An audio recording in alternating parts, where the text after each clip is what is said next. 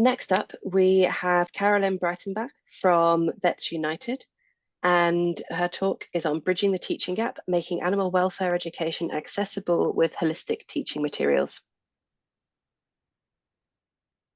Thank you very much. I'm just starting the presentation. So can you now see the presentation, or do you see the speaker? Ah, good. All right, thank you very much. Yeah, good afternoon or good morning, wherever you are.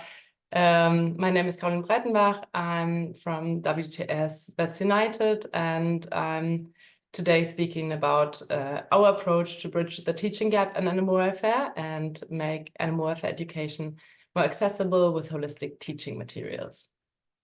So first give a little introduction and then present the teaching modules that we have developed over the last years and how you can use them maybe.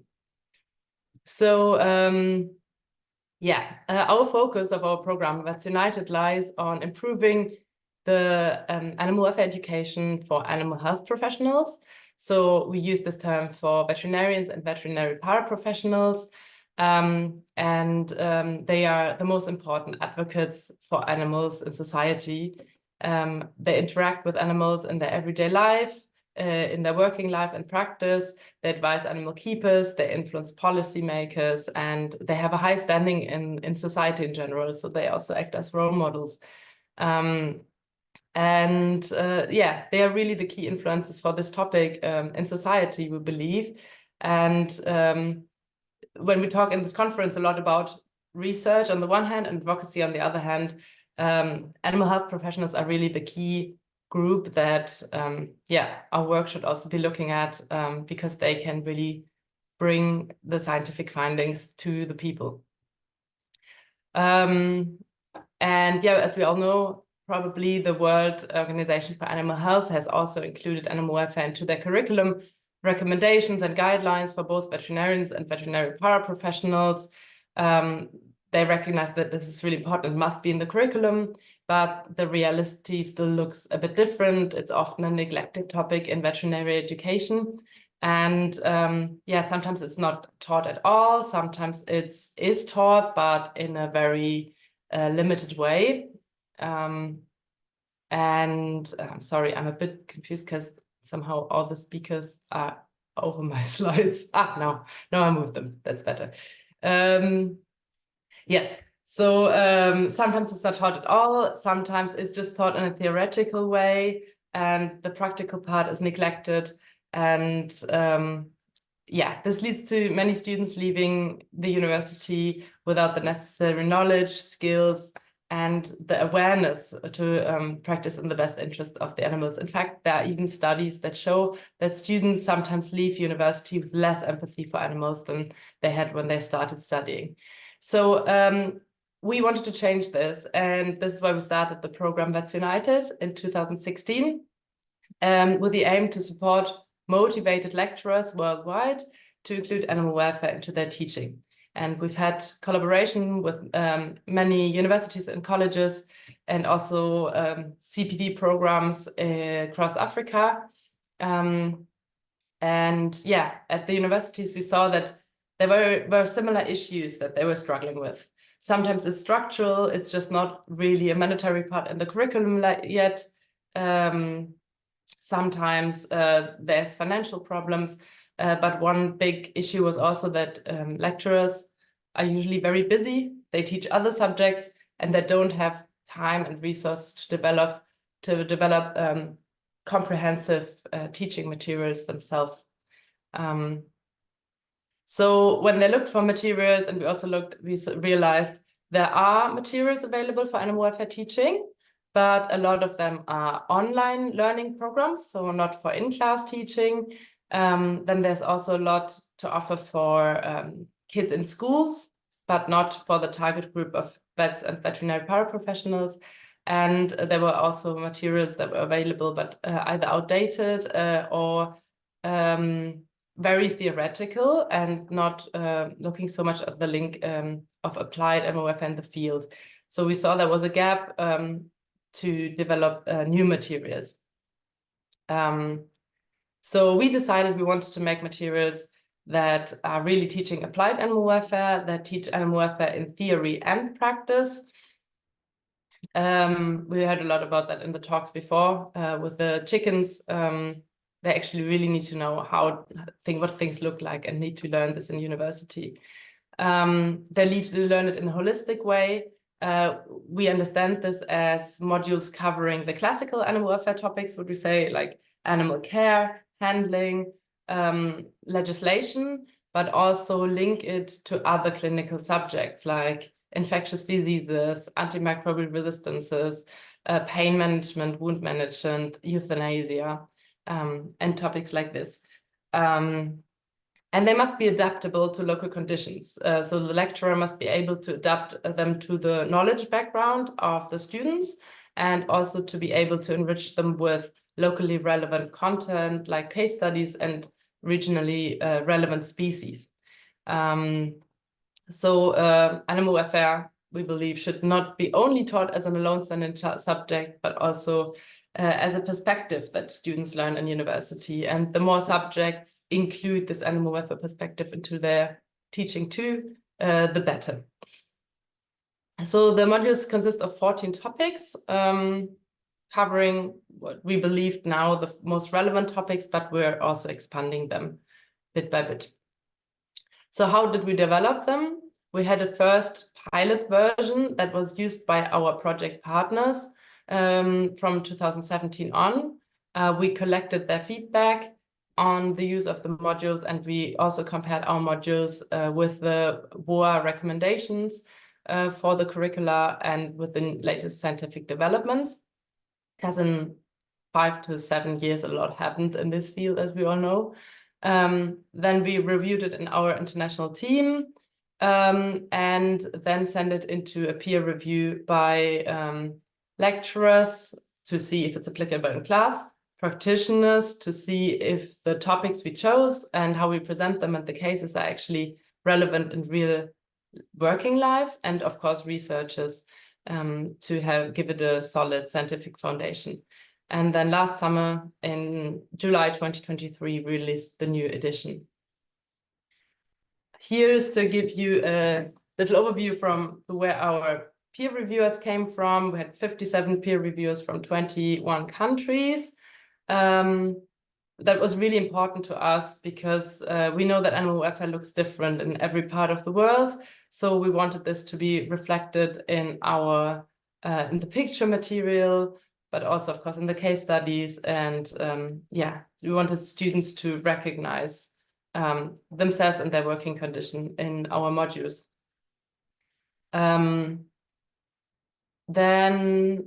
Yes, a little look at what they include and what they look like. As I said, they are not an online course. They are made for in-person teaching. They comprise of 14 modules. And the main bit is the presentation, which is really interactive, which I will show you in a bit. So each module has a presentation and suggestions for practical exercises, so students can put what they've learned into practice. These practicals are meant both for in-class teaching and also for in-the-field teaching and research exercises for the students. These are supported with printout materials for the exercises, and then there are also some videos on some topics so students can review, for example, handling practices before exams or after the class. This is a little screenshot from the website just showing 6 of the 14 modules. So as I said, we cover many clinical subjects, but always with a link to the broader picture of animal welfare. Here's a little peek into the presentations, what they look like. So we worked, yeah, a speaker before mentioned this, really important to have good graphics, to make it interesting, to make topics easy to grasp. So we work with graphic designers and illustrators to make them really visual, appealing and fun to learn with. Here's another example of body language, for example, which an illustrator helped us to create.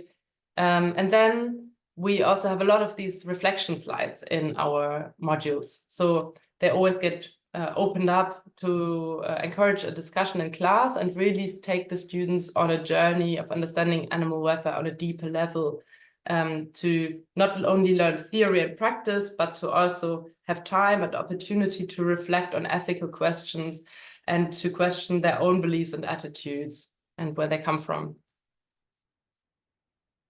Here's an example of the practical exercise suggestions. So here's, for example, how to make a rope halter out of a rope that is usually often used in farms to tie the feet of the animals together, which often leads to wounds.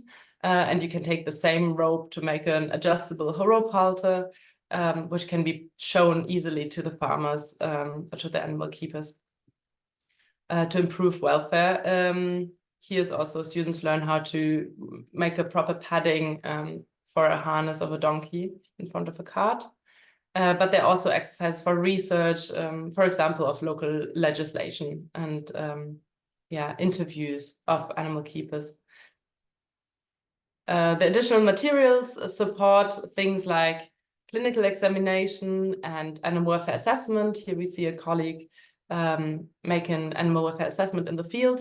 We also have sheets for assessment in slaughterhouses and things like this, just to make teaching a bit more easy. And these group practices just more accessible for the teachers. So how do you get them?